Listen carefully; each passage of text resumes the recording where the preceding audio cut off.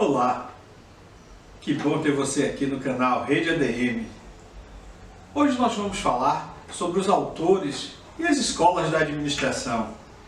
E esses autores são fundamentais, porque são eles que estudam, criam e lastreiam a ciência que nós estudamos. Sem a participação deles, em qualquer das ciências, elas seriam vazias, seriam ocas. Por isso é importante que conheçamos os principais autores da administração e as principais escolas da administração. E assim, eu começo perguntando aos colaboradores, aos quais eu agradeço a participação nesse vídeo, qual o autor da administração que mais te marcou e por quê? Vamos conferir? O autor que mais me marcou foi o autor Elton Mayo, com a teoria das relações humanas. O que me chamou a atenção com a teoria dele? As organizações elas são formadas por pessoas.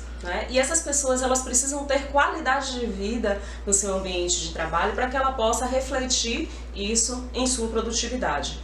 Então eu preciso identificar junto aos meus colaboradores, junto à minha equipe, o ambiente em que ele está trabalhando, se está tudo dentro da ordem, se está de modo confortável, e identificar também se tudo isso tem refletido em sua produtividade. Claro que não existe uma forma, uma receita de bolo, uma forma exata, os ajustes eles precisam acontecer, mas acredito que as pessoas tendo qualidade de vida no ambiente de trabalho, ela com certeza produz muito mais e reflete isso no resultado final da organização. Um autor que foi marcante para mim, certamente foi o Michael Porter, ele que fala sobre o modelo de rivalidade ampliada, também conhecido como as 5 forças competitivas, que são o poder de barganha do fornecedor, o poder de barganha do comprador, a rivalidade entre os concorrentes, os novos entrantes e produtos substitutos. Ele abre uma visão do mercado que é muito importante e traz uma preocupação com o presente, que é você poder analisar as barreiras à entrada e com o futuro da organização antes de ingressar em um negócio, que são as barreiras que tem também para a saída de um negócio. Portanto, faz com que um gestor, um administrador, pense da melhor forma possível nas melhores estratégias para garantir a longevidade da organização. Baseado no que William Demme, um estatístico que contribuiu muito para a administração, disse que o que não pode ser medido não pode ser gerenciado. E quem mais mediu tudo e a todos, até de maneira às vezes exagerada pelo que os livros nos contam, é Taylor. E por que seria Taylor? Se nós pensarmos, Taylor foi o primeiro a estudar o trabalho, a fazer uma análise do trabalho, a observar as tarefas, a treinar e especializar os operários. Ele identificou um problema muito sério à época, que era a insatisfação dos patrões e insatisfação dos empregados. Para solucionar esse problema, Taylor buscou fazer o quê? Aumentar a eficiência das indústrias, eliminar o desperdício e, em contrapartida para os trabalhadores, ele começou a premiar, imagina naquela época, ele começou a premiar quem trabalhava mais. Então, os incentivos para que o trabalhador pudesse produzir mais, aumentar a eficiência. Então, esse pensamento, esse olhar para a questão de resolver o problema, eu acredito que Taylor, ele marca muito, apesar dos excessos, mas acredito que a contribuição que ele trouxe para a administração, e traz até hoje, porque muitas empresas utilizam ainda o que Taylor trouxe para a gente acerca do planejamento, do controle, da descrição dos cargos e tarefas, sobre os prêmios mesmo, que nós verificamos que no setor de vendas, caso o vendedor ele atinja a meta, ele ganha um prêmio. Nós verificamos também a questão da divisão do trabalho seriado. Nós podemos identificar isso nos fast foods, por exemplo. Nas produções, ainda nós conseguimos identificar isso. Então, Taylor, apesar do excesso em algumas situações, ele trouxe muito para a gente. Quando ele criticou a gerência também pelo desconhecimento da tarefa do trabalhador. Isso hoje, eu sendo gerente, me ajuda muito, porque quando a gente identifica que a gente não conhece a tarefa do trabalhador, a gente não tem como gerir muito bem aquele trabalhador, nem aquela tarefa. Então, conhecer um pouco nos facilita bastante. Taylor também ele estudou acerca da fadiga humana, com o intuito de eliminar desperdícios de tempo, de movimentos e também desperdícios materiais. Então, Taylor tem muito a contribuir e por isso que ele é um dos autores que me marcou bastante. Digo ainda que hoje eu trago o Taylor numa visão mais humanizada, né? Se preocupando muito mais com as pessoas também. Então, não apenas a minha função, mas eu creio que muitas organizações se utilizam muito dos ensinamentos de Taylor. Passando aqui para falar sobre o meu autor predileto na administração de empresas desde a época de estudante. Falo de Peter Ferdinando Drucker, vivo entre 1909 e 2005. Esse grande autor, esse clássico autor, me marcou há muitos anos, tá? Não só pelos seus mais de 30 livros, artigos emitidos, editados, pelos seus pensamentos, pelo seu entendimento de gestão empresarial, do foco nos clientes e também no empreendedorismo, que foram bem marcantes nos seus ensinamentos, tá? São vários os momentos, várias as passagens na minha vida prática que eu consegui associar com seus ensinamentos, tá? E eu tenho um pensamento dele que marcou muito para mim.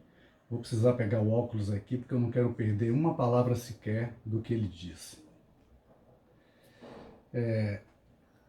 Fazendo um resumo de uma sentença antológica dele, ele disse: a administração é um processo operacional composto por funções como planejamento, organização, direção e controle.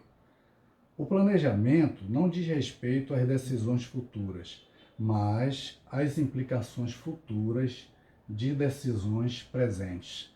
Então isso é muito profundo, isso é um ponto para refletirmos muito e fazermos assim em qualquer empreendimento que nós nos envolvamos. Olá! De forma geral, quando a gente pensa em pensamentos da administração, de escolas da administração, a gente vai perceber que existe algumas suposições ou algumas teorias que são criadas para que a gente possa dar o contorno daquelas ideias que nascem em determinado momento da história. Então, as teorias, na verdade, são suposições de pessoas importantes em determinados momentos históricos durante o processo de entendimento das organizações, para que a gente possa compreender o pensamento deles em determinada época. É através das teorias que esses grandes autores eles construem um tecido de conhecimento no qual eles expressam determinadas ideias. Ideias sobre o que é organização, ideias sobre quem são as pessoas que trabalham dentro das organizações, de que forma as organizações devem agir, ou descrevem como as organizações agem. E essas teorias são fundamentais não só para que a gente entenda esses autores e como eles pensam, mas que a gente entenda como as organizações evoluem, de que forma elas criam conhecimento para que a gente possa entendê-las e administrá-las de maneira melhor. Então, entender as teorias é justamente tentar entender o contexto histórico no qual elas foram criadas e, fundamentalmente, quais são essas suposições. Porque são as suposições, as hipóteses que mostram e demonstram quem realmente são as pessoas que pensavam as organizações. Não é necessariamente o que a organização é, mas é o que as pessoas expressam das organizações em dado momento, em dado contexto social. E você? Das teorias administrativas que você conhece, quais as que mais utiliza no seu dia a dia e para quê? Como generalista, né, no cargo de gerência, a gente utiliza muitas teorias, mas assim que eu me recorde nesse momento, creio que a científica, a própria de Taylor, no que tange a questão do planejamento estratégico, na descrição de cargos e salários, no controle das informações para que a gente tome decisões, as melhores decisões, o aumento da eficiência, e dentre outras situações. Além da científica, eu também posso mencionar a contingencial, porque tudo depende do que acontece, e nós estamos vivendo agora nesse momento de pandemia. Então, se nós não tivermos a teoria da contingência para poder nos amparar, dificilmente a gente vai tomar decisões mais acertadas. Então, temos que estar antenados ao que está acontecendo para tomar as melhores decisões.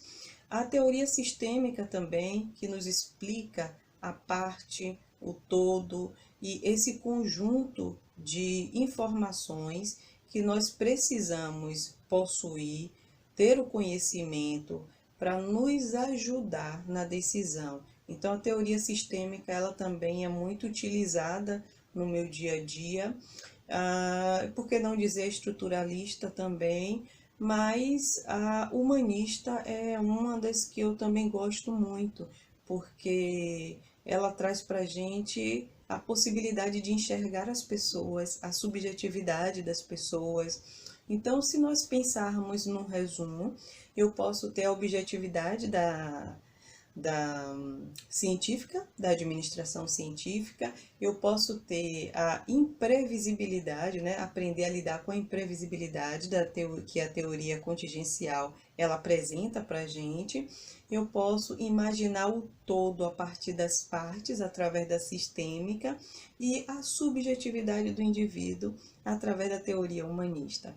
Então, nós administradoras ou administradores, nós temos muito a beber em todas as teorias da administração e podemos utilizar um pouquinho de cada uma para construir o nosso caminhar no decorrer da nossa experiência de vida profissional.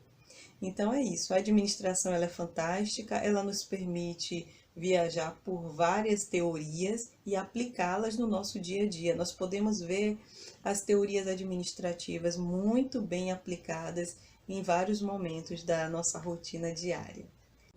E a teoria que mais utilizo no meu dia a dia vem do toyotismo, que seria o conceito de produção enxuta, ou just in time. Essa filosofia ou teoria faz parte de todos os movimentos diários de minha organização.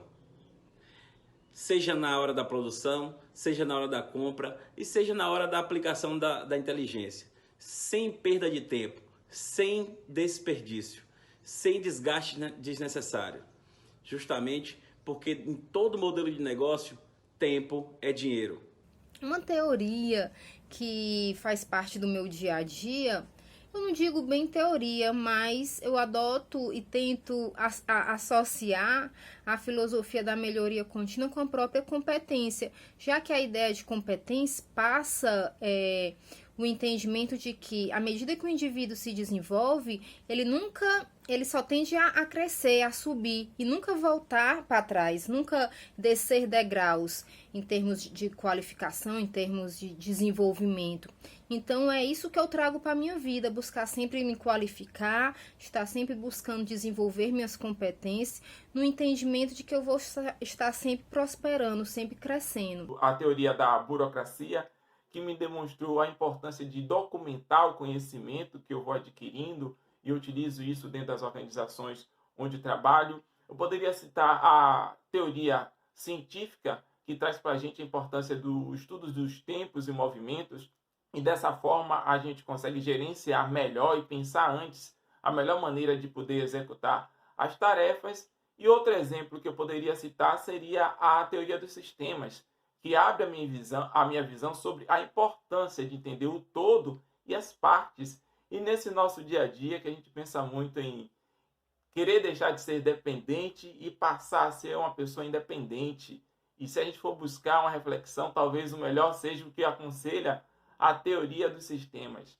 É nos tornarmos seres interdependentes, porque ninguém constrói nada sozinho. Então, vamos procurar o meio termo, nem ser dependente, nem independente, ser interdependente e construir boas relações.